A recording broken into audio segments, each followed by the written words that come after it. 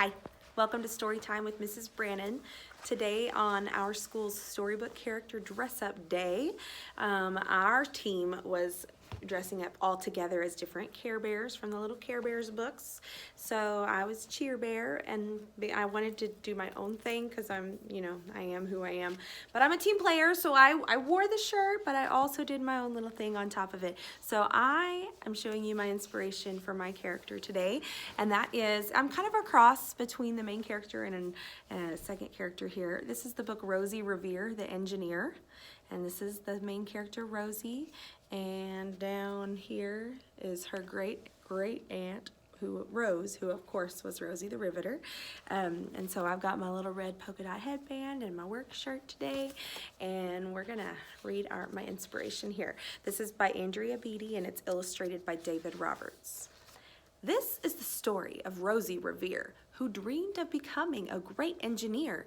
In Lila Greer's classroom at Blue River Creek, young Rosie sat shyly, not daring to speak. She's right here.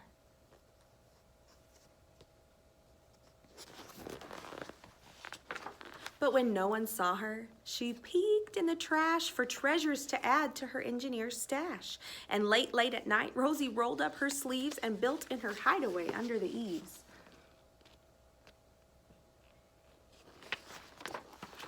Alone in her attic, the moon high above, dear Rosie made gadgets and gizmos she loved.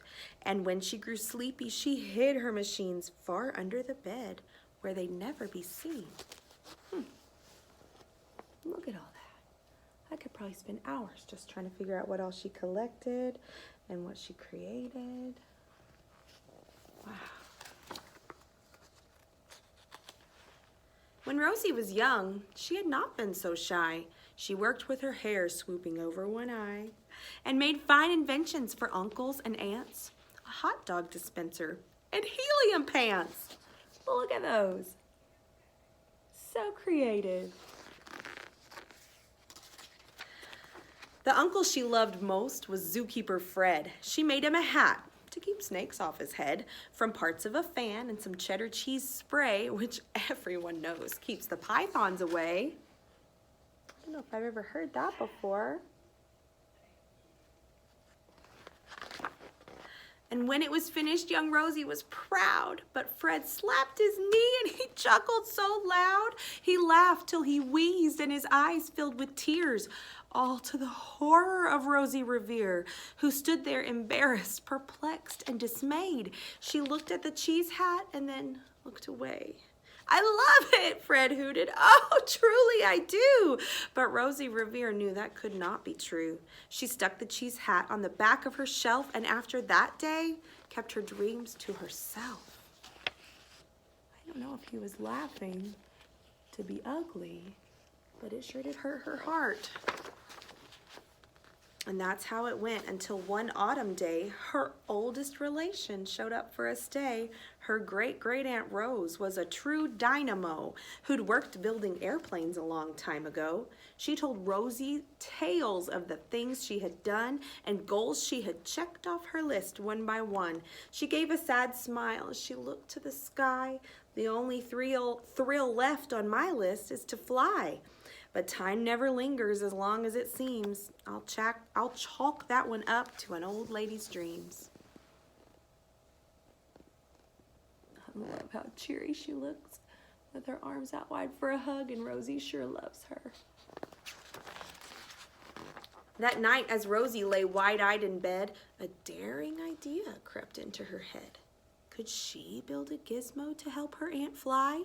She looked at the cheese hat and said, no. Not I. But questions are tricky and some hold on tight. And this one kept Rosie awake through the night. So when dawn approached and red streaks lit the sky, young Rosie knew just how to make her aunt fly.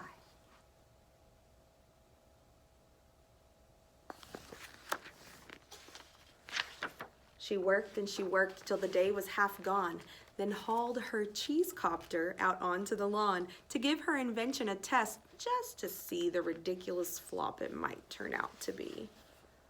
This girl's got a thing for cheese. This dairy-free girl also has a thing for cheese. Well, strapped into the cockpit, she flipped on the switch. The helio cheese copter sputtered and twitched. It floated a moment and whirled round and round, then froze for a heartbeat and crashed to the ground.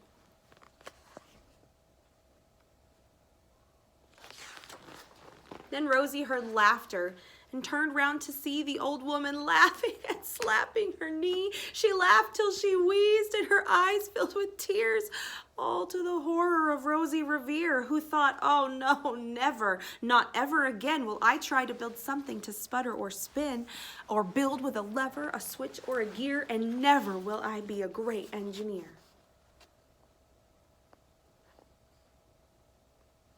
It's happening again. She turned around to leave, but then Great-Great-Aunt Rose grabbed hold of young Rosie and pulled her in close and hugged her and kissed her and started to cry. You did it! Hooray! It's the perfect first try. This great flop is over. It's time for the next. Young Rosie was baffled, embarrassed, perplexed. I failed, said dear Rosie. It's just made of trash. Didn't you see it? The cheese copter crashed. Yes, said her great aunt, it crashed, that is true. But first, it did just what it needed to do. Before it crashed, Rosie, before that, it flew.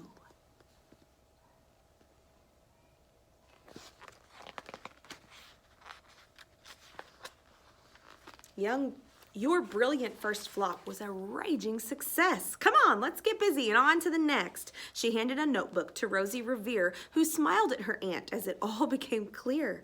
Life might have its failures, but this was not it. The only true failure can come if you quit.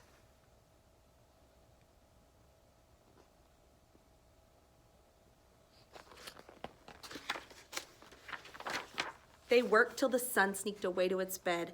Aunt Rose tied her headscarf around Rosie's head and sent her to sleep with a smile ear to ear to dream the bold dreams of a great engineer.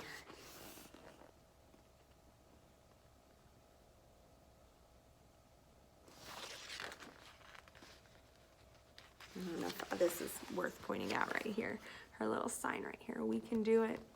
Love that little throwback reference.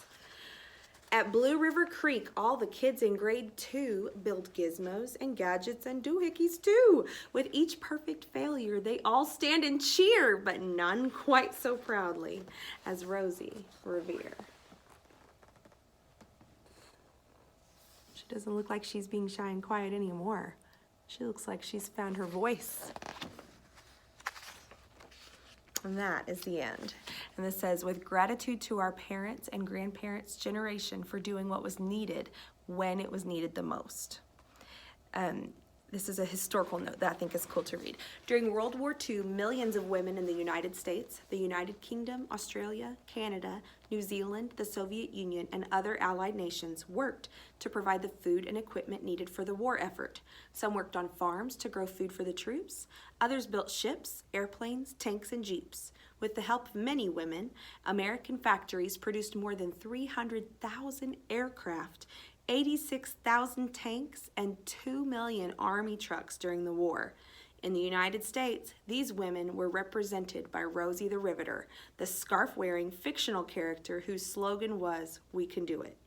The illustrations in this book were made with watercolors, pen, and ink on Archie's paper, Arcs paper, not sure how to pronounce that. For some pieces, pencil and graph paper were also employed. Oh, I love it when they tell us how they make them. And then here's little Rosie. And then here's Great Aunt Rose flying. I hope you enjoyed Rosie Revere, Engineer. I hope you have a fabulous November. Thanks for watching.